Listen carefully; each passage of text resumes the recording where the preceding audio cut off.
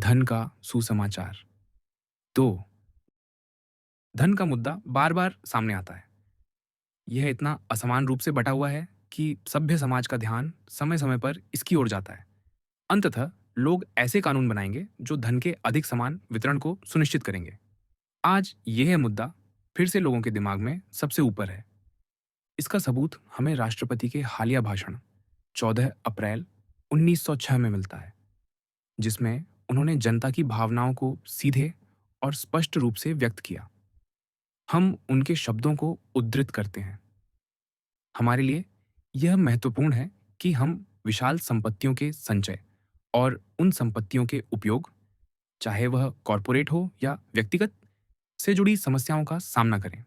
हमें उन संपत्तियों में तेजी से अंतर करना चाहिए जो समाज के लिए महान सेवाएं प्रदान करने के परिणामस्वरूप प्राप्त हुई हैं, और उन संपत्तियों में जो गलत तरीके से केवल कानूनी ईमानदारी की सीमा के भीतर रहकर हासिल की गई है। बेशक ऐसी संपत्तियों को दान में खर्च करने की कोई भी मात्रा उनके गलत तरीके से अर्जन करने की भरपाई नहीं कर सकती। मेरी व्यक्तिगत राय के अनुसार, और बिना किसी विस्तार या प्रणाली को तय किए, मुझे लगता है कि हमें अंततः एक ऐसी योजना पर विचार करना होगा जिसमें एक निश्चित राशि से अधिक की सभी संपत्तियों पर, चाहे वह जीवित व्यक्ति द्वारा दी जाए या मृत्यु के समय किसी व्यक्ति को दी जाए, प्रगतिशील कर, प्रोग्रेसिव टैक्स लगाया जाए। यह कर इस तरह से बनाया जाना चाहिए कि ऐसी विशाल संपत्तियों का मालिक किसी एक व्यक्ति को एक निश्चित राशि से अधिक न दे सके। यह कर निश्चित रूप से राष्ट्रीय सरकार द्वारा लगाया जाना चाहिए, न कि राज्य सरकार द्वारा। ऐसा कर केवल उन संपत्तियों के पूर्ण हस्तांतरण या विरासत पर लक्षित होना चाहिए जो सभी स्वस्थ सीमाओं से परे बढ़ गई हैं। 17 साल पहले नॉर्थ अमेरिकन रिव्यू ने मेरे द्वारा लिखित वेल्थ लेख प्रकाशित किया था। 21 सितंबर 1906 को पुनर्प्रकाशित, जिसमें मृत्यु के समय संपत्तियों पर प्रगतिशील कर लगाने की जोरदार वकालत की गई थी, क्योंकि यह समाज को बड़ी संपत्तियों का उचित हिस्सा दिलाने का सबसे आसान और सबसे अच्छा तरीका है। मैं राष्ट्रपति के विचारों, जैसा कि उद्धृत किया गया है, से पूरी तरह सहमत हूँ। निरंतर अध्ययन ने मुझे इस विश्वास में और मजबूत किया है कि यह न केवल उचित है, बल्कि समाज पर इसका सकारात्मक प्रभाव पड़ेगा और निकट भविष्य में इसकी आवश्यकता होगी। इस विषय पर कई विपरीत विचार भी लिखे गए हैं। प्रगतिशील कर को अन्यायपूर्ण और समाजवादी बताया गया है, जो व्यक्तिवाद के लिए हानिकारक है और उद्यम की भावना को कमजोर करता है। यदि मुझे लगता कि यह समाजवाद या साम्यवाद के पक्ष में है या व्यक्तिवाद के खिलाफ है, तो मैं इसे समर्थन देने वाला आखिरी व्यक्ति होता। मुझे इस बात का पूरा यकीन है कि व्यक्तिवाद में ही सभ्यता की निरंतर प्रगति का रहस्य छिपा है। यदि हम इस नींव पर निर्माण नहीं करते कि जैसा बोओगे वैसा काटोगे, तो हम एक उच्चतर सभ्यता स्थापित करने या यहाँ तक कि वर्तमान सभ्यता को बनाए रखने के लिए व्यर्थ मेहनत करेंगे। पुण्य को पुरस्कार, पाप को सजा, काम को मजदूरी और आलस्य को दुख मिलना चाहिए। ऊर्जा और कौशल को वह पुरस्कार मिलना चाहिए जो आलस्य और अज्ञानता को नहीं मिलता। जो हवा बोता है उसे तूफान काटना पड़ता है। निजी संपत्ति के अधिकार धीरे धीरे उन युगों से उभरे जब संपत्ति ज्यादातर सामुदायिक रूप में थी। जैसे जैसे सभ्यता आगे बढ़ी, लोग कम साम्यवादी और अधिक व्यक्तिवादी हुए। जनता की भावना ने अंततः निजी संपत्ति का समर्थन किया, क्योंकि यह प्रगति के लिए अनुकूल पाई गई, और साम्यवाद को अस्वीकार कर दिया गया क्योंकि यह प्रगति के लिए प्रतिकूल था।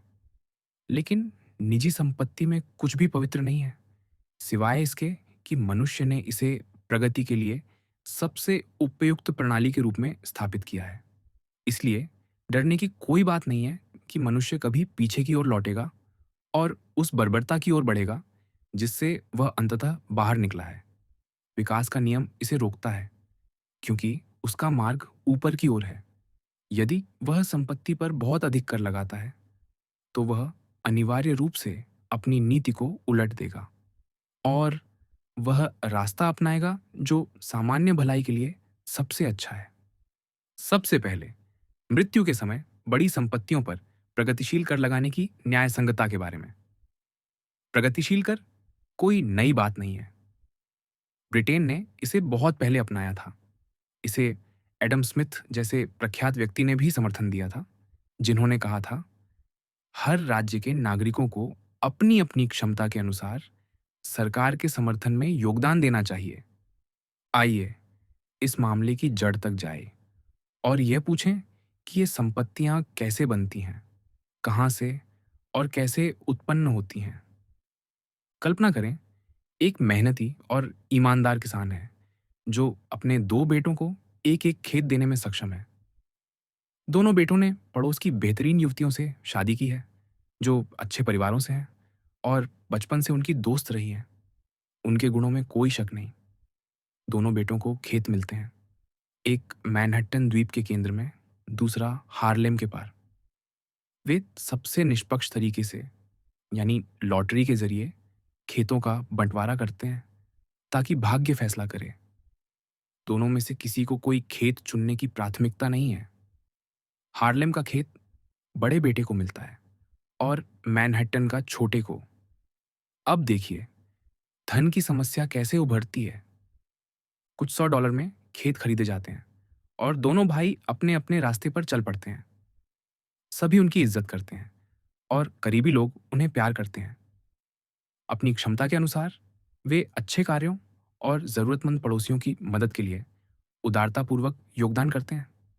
दोनों भाई समान रूप से मेहनती हैं, अपने खेतों की खेती उतनी ही अच्छी तरह करते हैं और हर तरह से राज्य के अच्छे नागरिक हैं। उनके बच्चे साथ साथ बड़े होते हैं और एक साथ शिक्षा प्राप्त करते हैं। न्यूयॉर्क शहर का उत्तर की ओर बढ़ना जल्द ही छोटे भाई के बच्चों को करोड़पति बना देता है, जबकि बड़े भाई के बच्चे साधारण किसान बने रहते हैं, जो आरामदायक स्थिति में हैं। लेकिन फिर भी उन्हें अपने चचेरे भाइयों की तुलना में कुछ सेवा करनी पड़ती है ताकि वे अपनी आजीविका कमा सकें। अब इस धन के अंतर का कारण क्या या कौन है? मेहनत नहीं, कौशल नहीं, न ही बेहतर क्षमता, समझदारी, उद्यमिता या समाज के लिए अधिक सेवा। इस करोड़पति की संपत्ति को समाज ने बनाया। वह सोता रहा हो या जागता रहा हो, उसकी संपत्ति बढ़ती रही। अगर वह हार्लेम में होता और उसका भाई मैनहट्टन में, तब भी यही होता। छोटा भाई, जो अब एक बड़े संपत्ति मालिक बन चुका है, मर जाता है और समय के साथ उसके बच्चे भी गुजर जाते हैं। प्रत्येक के पास करोड़ों की संपत्ति होती है, क्योंकि उसका खेत अब एक बड़े शहर का हिस्सा बन चुका है और उस पर बनी विशाल इमारतें हर साल लाखों डॉलर का किराया देती हैं। जब ये बच्चे मरते हैं, जिन्होंने न मेहनत की और न ही कुछ बनाया, तो क्या न्याय के किसी सिद्धांत का उल्लंघन होगा अगर राष्ट्र यह कहे कि चूंकि समाज नामक लोगों के समूह ने इस मृत व्यक्ति की संपत्ति बनाई, इसलिए उसके गुजरने पर इसका बड़ा हिस्सा समाज को मिलना चाहिए। समाज ने उनके जीवित रहते इस संपत्ति का कोई हिस्सा नहीं मांगा। वारिसों को इसका पूरा आनंद लेने दिया गया, क्योंकि हालांकि इस मामले में संपत्ति पूरी तरह से सामुदायिक विकास का परिणाम थी, लेकिन कई अन्य मामलों में संपत्ति अक्सर व्यक्तिगत प्रयास और क्षमता से आती है। इसीलिए समाज के लिए बेहतर है कि ऐसी क्षमता को धन कमाने की प्रक्रिया में लगे रहने दिया जाए, क्योंकि इससे सफलता की संभावना अधिक होती है और इससे हमारे देश के संसाधनों का विकास होता है। काम करने वाली मधुमक्खियों के काम में हस्तक्षेप करना बुद्धिमानी नहीं होगी। बेहतर है कि उन्हें अपने जीवन काल में शहद इकट्ठा करने दिया जाए। जब उनकी मृत्यु हो तो राष्ट्र को छत्ते में बचे शहद का बड़ा हिस्सा मिलना चाहिए। यह मायने नहीं रखता कि यह हिस्सा कब लिया जाता है, बशर्ते यह अंततः राष्ट्रीय खजाने में पहुंच जाए। हमारे जैसे तेजी से बढ़ते जनसंख्या वाले समृद्ध देश में किसी भी क्षेत्र में बनने वाली संपत्ति का सबसे बड़ा हिस्सा अचल संपत्ति, रियल एस्टेट के मूल्य में वृद्धि से आता है। जनगणना के अनुसार 1890 से 1900 तक अचल संपत्ति का मूल्य 39 अरब 54 करोड़ 44 लाख 54,333 डॉलर से बढ़कर 52 अरब 53 करोड़ 67 लाख $28,164 हो गया, यानी 12 अरब 99 करोड़ 3 लाख 83,831 डॉलर की वृद्धि। इस संपत्ति का स्पष्ट निर्माता व्यक्ति नहीं, बल्कि समाज है। जैसा कि हमने दोनों भाई किसानों के उदाहरण में देखा, संपत्ति कई मालिकों के हाथों से गुजर सकती है। प्रत्येक अपने पूर्ववर्ती से अधिक कीमत पर इसे खरीदता है, लेकिन प्रत्येक अगले मालिक को लाभ में बेचने की संभावना लगभग पूरी तरह इस बात पर निर्भर करती है कि आसपास की जनसंख्या बढ़ती है या नहीं। अगर जनसंख्या स्थिर रहती है, तो संपत्ति का मूल्य भी स्थिर रहता है। अगर जनसंख्या घटती है, तो मूल्य और भी तेजी से गिरता है। दूसरे शब्दों में, बढ़ती जनसंख्या यानी समाज प्रत्येक अगली पीढ़ी में संपत्ति बनाता है। जनसंख्या में कमी इसे कम करती है, और यह नियम अचल संपत्ति के उस विशाल और सबसे बड़े क्षेत्र पर लागू होता है। किसी अन्य क्षेत्र में संपत्ति का निर्माण इतना अधिक समाज पर निर्भर नहीं है, और मालिक पर इतना कम, जो इसे पूरी तरह से उपेक्षित कर सकता है बिना किसी नुकसान के। इसीलिए किसी अन्य प्रकार की संपत्ति को राष्ट्र के लिए इतना उदारतापूर्वक योगदान नहीं देना चाहिए। अब हम उस सक्रिय व्यवसाय द्वारा संपत्ति अर्जन का पता लगाएं, जिसका इसमें कुछ व्यक्तिगत योगदान होता है, और अक्सर यह योगदान छोटा नहीं होता। कल्पना करें, एक मेहनती किसान के 4 बेटे हैं। पहला बेटा न्यूयॉर्क शहर में बसता है, दूसरा पिट्सबर्ग में, तीसरा शिकागो में, और चौथा मोंटाना में। पहला बेटा देखता है कि आने वाली महानगरी के लिए हर दिशा में रेल मार्ग जरूरी है। वह इस क्षेत्र में काम करता है और इसमें बड़ी हिस्सेदारी हासिल करता है। जैसे जैसे देश की जनसंख्या बढ़ती है और न्यूयॉर्क शहर की आबादी लाखों करोड़ों तक पहुंचती है, ये रेल मार्ग यातायात से भर जाते हैं, जिससे बढ़ता हुआ कर्ज उचित लगता है। उसके पास आंकड़े हैं, और वह देखता है कि इन रेलवे के शेयर निश्चित रूप से लाभांश देने वाले बन जाएंगे। यहाँ तक कि पहले से ही ब्याज से ज्यादा अतिरिक्त कमाई हो रही है, जो अगर तत्काल विस्तार के लिए जरूरी ना हो, तो लाभांश के रूप में दी जा सकती है और शेयरों को मूल्य के बराबर ला सकती है। वह अपनी साख का पूरा इस्तेमाल करता है, बड़े पैमाने पर कर्ज लेता है, कम कीमत पर शेयर खरीदता है, और तेजी से बढ़ती समृद्धि की लहर पर सवार होकर, जो बढ़ते यातायात और तेजी से बढ़ती आबादी के कारण है, वह जल्द ही करोड़पति बन जाता है। उसकी मृत्यु पर उसके बच्चे भी करोड़पति बन जाते हैं। कई छोटी रेल लाइनों को एक बड़े ढांचे में मिलाने से पूंजी में भारी वृद्धि का मौका मिला, और अन्य संबंधित क्षेत्रों में भी लाभकारी अवसर थे, जो सभी बढ़ती आबादी पर निर्भर थे। हालांकि इस परिवार के संस्थापक को उसकी उल्लेखनीय क्षमता और अपने समय में राज्य की सेवा के लिए श्रेय देना होगा, लेकिन यह नहीं नकारा जा सकता कि उसकी संपत्ति का मुख्य निर्माता रेल मार्गों के साथ बढ़ता हुआ समाज था, जिसने यातायात बढ़ाकर इन लाइनों को लाभांश देने वाला बनाया। वह भी ऐसी पूंजी पर जो संपत्ति की वास्तविक लागत से कहीं अधिक थी। इस काम और इसके लाभ में राष्ट्र एक जरूरी साझेदार था, और उसे व्यक्ति के साथ लाभांश में बराबर का हिस्सा मिलना चाहिए।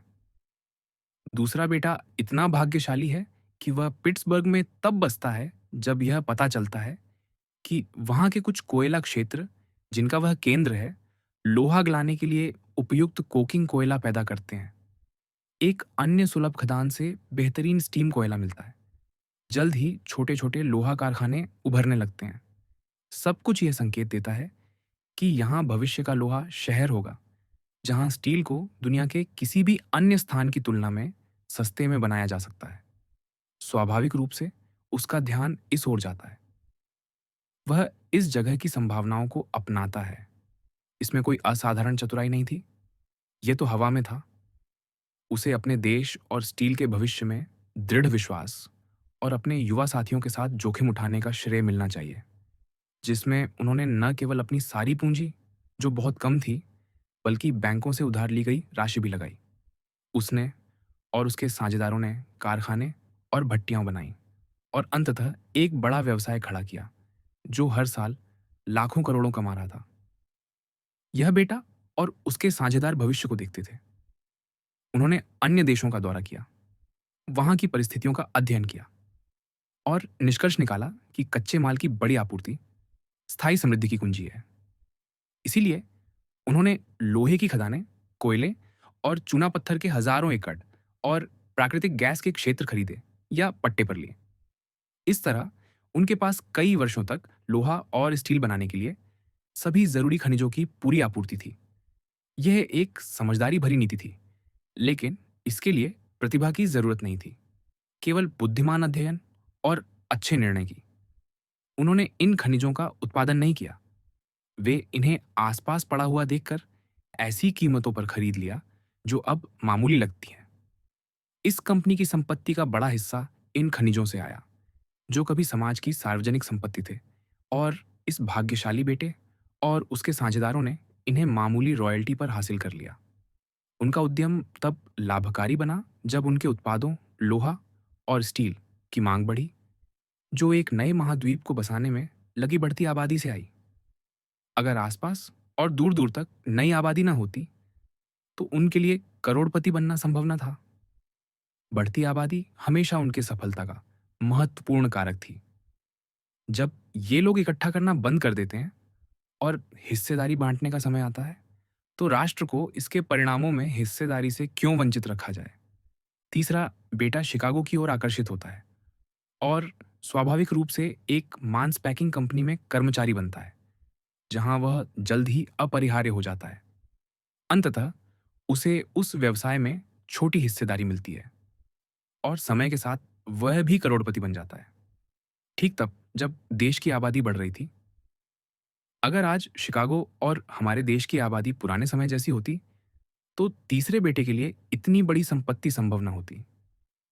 यहां भी जैसा पहले था, व्यवसाय का आकार, जो पूरी तरह से आबादी की जरूरतों पर आधारित था, ने सालाना लाभ को बढ़ाया और विशाल संपत्तियां बनाई। चौथा बेटा हेकला और कैलमेट जैसी समृद्ध खदानों की कहानियों से आकर्षित होकर, जो ऑर्मस या इंड की संपत्ति से भी आगे हैं, मोंटाना में बसता है और कुछ वर्षों के कठिन अनुभव के बाद भाग्यशाली साबित होता है। उसके उद्यम उसे वह करोड़पति की स्थिति दिलाते हैं जिसकी वह चाहत रखता था। देश और अन्य देशों की बढ़ती आबादी की तांबे और चांदी की मांग ने कीमतों को ऊंचा रखा, और इसलिए उसे भारी मुनाफा हुआ, जो उसने उस जमीन से खनन किया जिसके लिए कुछ समय पहले सामान्य सरकार को बहुत कम भुगतान किया गया था। उसने अपनी संपत्ति नहीं बनाई, उसने केवल इसे खदान से निकाला, क्योंकि लोगों की मांग ने पहले बेकार पत्थरों को मूल्यवान बना दिया। यहां विशेष रूप से हमें लगता है कि जिन लोगों ने इस मूल्य को बनाया, उन्हें इसका लाभ तब मिलना चाहिए जब इसे दूसरों के हाथों में जाना हो। पांचवें बेटे की कहानी दुखद रही। वह युवावस्था में न्यूयॉर्क शहर में बस गया और दुर्भाग्य से एक स्टॉक ब्रोकर के दफ्तर में काम शुरू किया, जहां वह जल्द ही शेयर बाजार की उतार चढ़ाव में डूब गया। उसकी मां गर्व से सबको बताती थी कि वह व्यवसाय में है। यहां से उसने अपनी छोटी मोटी कमाई को जोखिम में डालना शुरू किया। उसका जुआ खेलना सफल रहा।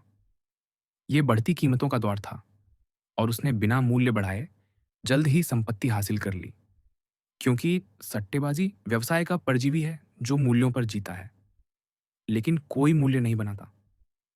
कुछ सालों में जुआरी के इस बुखार भरे जीवन ने उस पर असर डाला। वह एक स्टॉक को नियंत्रित करने की साजिश में फंस गया, और जैसा कि होना था, उसने पाया कि जो लोग दूसरों को फंसाने की साजिश रचते हैं, वे मौका मिलने पर अपने साझेदारों को भी धोखा देने से नहीं हिचकते, अगर उन्हें लगे कि यह लाभकारी और सुरक्षित है। उसने अपनी जान ले ली। उसका अंत उसके भाइयों को यह संकल्प लेने के लिए प्रेरित करता है कि वे कभी जुआ नहीं खेलेंगे। सट्टेबाज शायद ही कभी करोड़पति की संपत्ति छोड़ता है, जब तक कि वह टूट न जाए, या तब मरे जब उसका जोखिम अस्थायी रूप से सफल हो। ऐसे मामले में उसकी अनुचित तरीके से कमाई गई संपत्ति पर राज्य को सबसे अधिक दर से कर लगाना चाहिए, यहाँ तक कि अचल संपत्ति के मूल्यों पर लगाए गए कर से भी अधिक। संपत्ति अक्सर, हम कह सकते हैं, सामान्य रूप से ऐसे तरीके से इकट्ठा की जाती है जो राष्ट्र को लाभ पहुंचाती है। लेकिन यहाँ इस्तेमाल किए गए तरीके न केवल कमाने वाले को बल्कि समाज को भी नैतिक रूप से कमजोर करते हैं और नैतिकता के मानकों को नीचा करते हैं। यह बिना किसी वास्तविक मूल्य के बदले में लिया जाता है।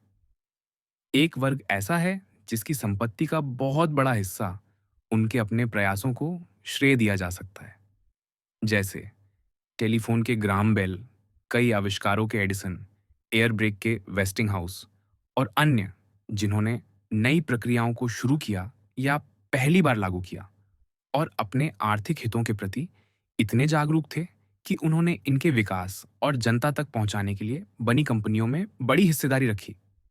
उनकी संपत्ति का स्रोत उनके अपने आविष्कारी दिमाग थे। आविष्कारक को पूरा सम्मान, वह दूसरों की तुलना में ऊंचे मंच पर खड़ा है। यह कहा जा सकता है कि हमारे प्रमुख निर्माता, रेलवे निर्माता, डिपार्टमेंट स्टोर शुरू करने वाले, मांस पैकिंग करने वाले और अन्य विशेषज्ञों ने कुछ हद तक नई विधियां अपनाई और कुछ अपवादों को छोड़कर उनकी सफलता में कुछ विशेष क्षमता दिखाई देती है जो उन्हें प्रतिस्पर्धियों से अलग करती है। यह सही है, लेकिन उनके द्वारा इस्तेमाल की गई आविष्कार या प्रक्रियाएं दूसरों के काम थीं, इसीलिए उन्होंने केवल नए प्रबंधन के तरीके अपनाए या अवसरों को पहचाना और उनका उपयोग किया। आविष्कारक वर्ग ने भी यही किया। अगर वे करोड़पति बने, लेकिन इसके अलावा उन्होंने नई प्रक्रियाएं भी आविष्कार की, इसलिए वे अन्य वर्ग की तुलना में अधिक हकदार हैं, लेकिन केवल डिग्री में, क्योंकि दोनों वर्ग ही बढ़ती आबादी पर निर्भर हैं। उन लोगों पर जो उनके उत्पादित सामान की मांग करते हैं या उसका उपभोग करते हैं। इस तरह आविष्कारक की संपत्ति भी काफी हद तक उस समाज पर निर्भर है जो उसके उत्पादों का उपयोग करता है। यह समझना मुश्किल है कि जब मालिक की मृत्यु होती है तो किसी भी रूप में इकट्ठा या बनाई गई बड़ी संपत्ति को उस समाज के साथ क्यों नहीं बांटा जाना चाहिए जो इसका सबसे बड़ा कारण या साझेदार रहा है। हमने देखा कि विशाल संपत्तियां समाज पर निर्भर हैं। बिना बड़ी और बढ़ती आबादी के इतनी बड़ी संपत्ति संभव नहीं थी। जहां संपत्ति सम्मानजनक तरीके से अर्जित की जाती है, वहां लोग हमेशा चुपके साझेदार होते हैं। यह नहीं नकारा जाता कि बड़ा प्रशासक, चाहे वह रेलवे निर्माता हो, स्टीमशिप मालिक हो, निर्माता हो, व्यापारी हो या बैंकर, एक असाधारण व्यक्ति है, या कि किसी उपयोगी व्यवसाय में ईमानदारी से कमाए गए लाखों करोड़ उसकी क्षमता, दूरदर्शिता और मेहनत का सबूत देते हैं जो उसे समाज का एक मूल्यवान सदस्य साबित करते हैं।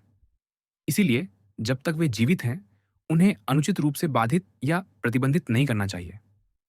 आखिरकार वे तुलनात्मक रूप से बहुत कम खर्च करते हैं और सामान्य रूप से धन कमाने वाला व्यक्ति अपने वारिसों के विपरीत, जो अक्सर फिजूल खर्ची या तेज जीवन शैली का हिस्सा बन जाते हैं, संयमी, एकांत प्रिय और कम खर्च करने वाला होता है। करोड़पति स्वयं शायद औद्योगिक छत्ते की सबसे कम खर्चीली मधुमक्खी है। अगर हम ये देखें कि वह कितना शहद इकट्ठा करता है और कितना खर्च करता है। आयकर को कभी-कभी धन के असमान वितरण को ठीक करने के सबसे अच्छे तरीकों में से एक के रूप में प्रस्तावित किया जाता है, लेकिन सभी करों में यह सबसे हानिकारक है। यह राष्ट्र को नैतिक रूप से कमजोर करता है। ब्रिटेन के महान वित्त मंत्रियों में से एक मिस्टर ग्लैडस्टन ने इसकी समाप्ति की वकालत की थी, ये कहते हुए कि यह राष्ट्र को झूठों का देश बना देता है। गृह युद्ध के दौरान हमारे पास ऐसा कर था और हमने इसे ईमानदारी से चुकाया, लेकिन जनता की भावना ने इसे हटाने की मांग की और युद्ध खत्म होने पर यह पहला कर था जिसे हटाया गया।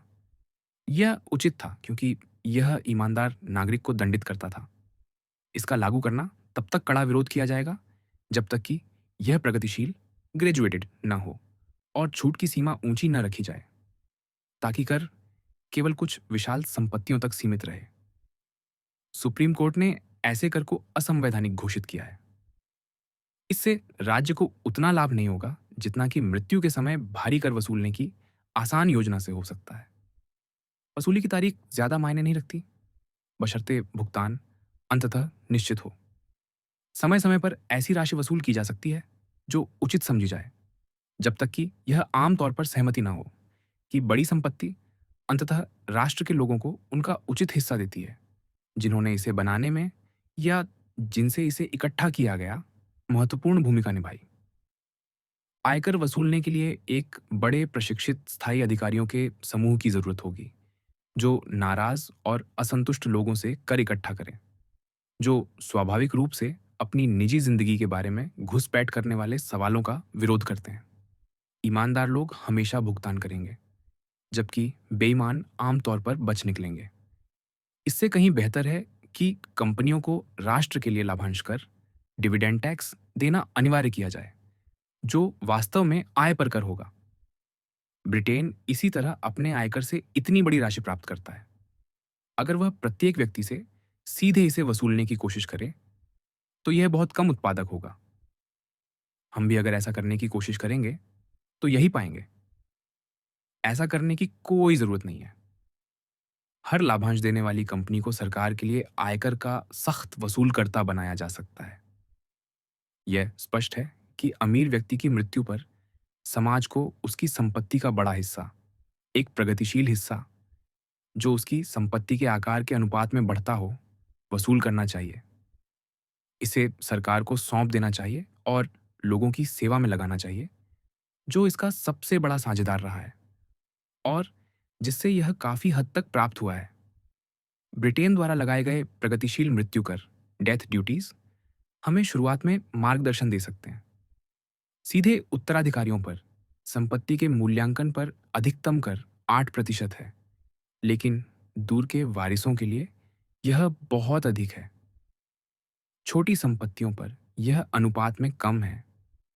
बड़ी संपत्तियों के मालिकों से मृत्यु के समय ऐसा योगदान असंतुष्ट लेकिन निष्पक्ष सोच वाले लोगों को हमारी नई औद्योगिक परिस्थितियों और हमारे देश की अभूतपूर्व समृद्धि के युग से उत्पन्न होने वाली धन की चिंताजनक असमानता को स्वीकार करने में बहुत मदद करेगा। करोड़पति को खुद इस बात पर खुशी होनी चाहिए कि वह राष्ट्रीय बगीचे में एक उपयोगी मजदूर है, और यह जानकर कि उसकी मृत्यु पर उसका योगदान सामान्य कोष में जाएगा, जिससे उसके कम सफल साथियों के सीमित संसाधनों पर बोझ कम होगा। मृत्यु के समय छोड़ी गई संपत्ति इससे बेहतर सेवा शायद ही कभी करती है। लोग देखते हैं कि कई मामलों में संपत्तियां संदिग्ध तरीके से और कुछ में अनुचित ढंग से बनाई गई हैं। विशेष रूप से उच्च पदों पर बैठे लोगों के अपने कर्तव्यों को ठीक से न निभाने की कई असफलताओं ने लोगों पर गहरा प्रभाव डाला है और धन और करोड़पतियों के प्रति एक मजबूत विरोध की भावना पैदा की है। इस रिव्यू के जून अंक में उनकी अपील को नजरअंदाज नहीं करना चाहिए।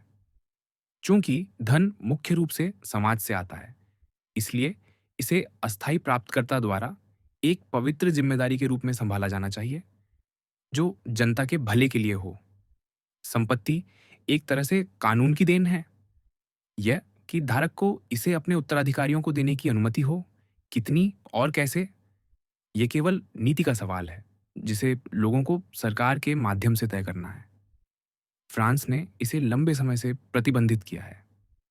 हमारे राज्य आमतौर पर विधवा के हिस्से को निर्धारित करते हैं। यहाँ सही या गलत का सवाल नहीं है, बल्कि केवल नीति का सवाल है। राष्ट्र के लिए सभी दृष्टिकोणों से क्या सबसे अच्छा है। हाल के समय में हमारे देश में पहले से कहीं अधिक आसानी से और अधिक मात्रा में संपत्तियां बनाई गई हैं।